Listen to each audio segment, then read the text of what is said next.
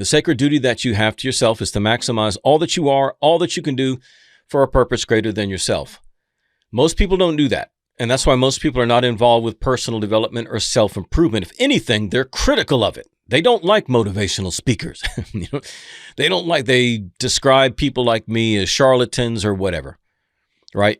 But anybody who's done anything great understands the price that it takes. They understand what it means to fulfill something significant in life. They know what it's like to achieve a goal. They know what it's like, man, to really be devoted to something. And somebody like that is somebody I will never hear a critical word from in relation to what I do. The only people who are critical are those people who haven't done anything with their life, the people who are frustrated with themselves. Those are the people who lash out. Those are the people who are going to tell me what's what. Those are the people who always have something critical to say because they're unhappy with themselves. They don't like the fact that someone like me or any other motivational speaker or post is shining light on the fact that they haven't fulfilled the sacred duty to their own life. They haven't maximized their life. They haven't achieved their goals, and they're not happy with themselves. And in order to live with themselves, to be at peace with themselves, they have to silence the voices that highlight otherwise. That's why people are critical. That's why they don't like self-improvement. That's why they don't like the optimism. They want to say it's because they're realists. They want to say it's because of this or that. Not true. Not true. Because again, anybody who's done anything great knows the price that it takes. And that's what I'm talking about. I'm not talking about wishful thinking. I'm not talking about happy thoughts. But this is not Neverland. I'm talking about life domination. I'm talking about a sacred duty being fulfilled to yourself, to your gifts, talents, abilities. Maximize all that you are and all that you can do for that greater purpose. And that takes work. That takes labor. That takes sacrifice. You pay the price. So to do that, you've got to be motivated. To do that, you've got to be inspired. And so that's what motivation is for. And if you use motivation for that to keep you going in this larger pursuit of self-improvement or personal development or maximizing your life, then that's the way it's supposed to work. Motivational thinking is not about just happy thoughts. It's not about positivity for positivity's sake, although I'll take that. I'll take just a happy person. I don't care what condition their life is in. If they've got a good attitude, I'll keep that person around.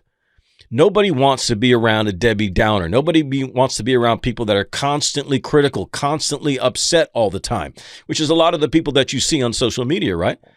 Politics or whatever, they're upset. Football, their team didn't win. They're all upset. I mean, a celebrity dies, they're all upset, like they knew the person, right? All this, they're like waves, man, blown to and fro, very unstable. That is instability. Stable people are focused on their goals, focused on their dreams. They have a plan. They're pursuing it. They're putting in the labor. They're putting in the time. They're making the sacrifice. Those are the people that make a difference. Those are the people that get the things that they want out of life. Those are the people who understand the cost, willing to pay it. They don't believe in magical thinking. They don't believe in mind over matter. They don't think that it's just going to materialize if they think about it enough. No, they're willing to work for it. I'm not talking about the law of attraction. I'm talking about the law of action, doing things necessary to achieve desired outcomes. That's where I'll talk about determination, diligence, persistence, consistency, and being relentless. It's imperative that you understand there's always a price to be paid. But isn't that the way you want to live? Isn't that the better life? You don't really want it all handed to you, do you? It's not how you want to raise your kids. There's certain things you want to give them, certain things you want to make easy for them, but there's other things you know they need to pay the price. Like that little chick that's pecking itself out of the shell. You're not supposed to help it. Why? Because fighting the resistance of breaking through that shell is part of the way that little chick gains strength. You will hurt it if you help it out because it won't develop the strength that it needs. We need the resistance in life. It's good that things take time. It's good that things take work because of what that does to us, because of what work develops in us. It produces character.